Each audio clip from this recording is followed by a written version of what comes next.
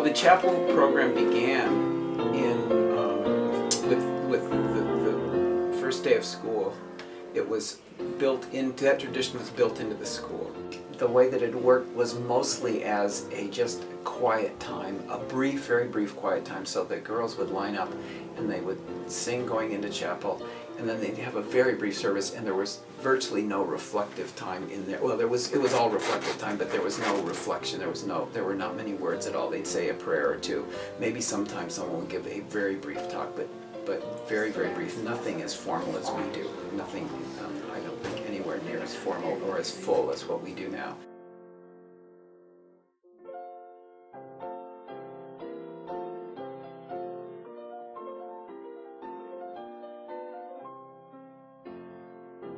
I think it's a time for a kind of reflection and a time to be with themselves in ways that they just aren't. We live in such a busy, frantic culture in some ways, and a distractible.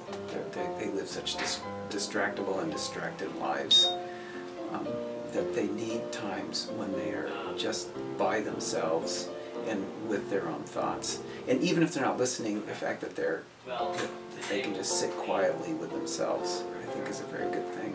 All right. And silence, I think, is a big, important part of chapel. Also, there for years was there has been forever the practice of the chapel line, and for years that chapel line was twice a day, and the girls all, when they arrived at the school, they were assigned a part to sing. They were either soprano or alto or tenor. I guess there were some tenors. And they sang all the music and parts. They had to memorize their parts, and they still, to this day, the alums who come back from the classes before the 60s know those hymns. They just know them by heart. They remember them even after all these years. One of the headmasters, a man by the name of, which one was it? Bob Eigelhart, tried to disband the chapel program altogether. He thought that there should be more time spent in studies and not so much time spent in chapel. And the students actually revolted against that. And he announced that there was not going to be any chapel program. And I don't know how long the school went without any chapel program. I don't know if it lasted a year or a little while, but I just know, you can probably find out from the people in archives, but I just know that it didn't last forever because the students demanded that there be that the chapel line be reinstituted in the school. So it was, and I think it was reinstituted twice a day again. And then with John Alexander and with Joe Mulder, they decided that there needed to be a change in the chapel program because it needed, and the idea was that it needed to reflect the students who were here. And so they changed from twice a day to once a day. And then it was changed to once a week, and I think that was under Joe's watch that happened. I think that chapel is a very important part of Westover and Westover's history.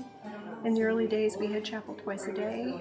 The student body is quite different now, and we only have chapel once a week, but our chapel program is very strong, and I believe we're one of the few schools that still has one. We process into chapel, which I have always enjoyed, and people have different feelings about it.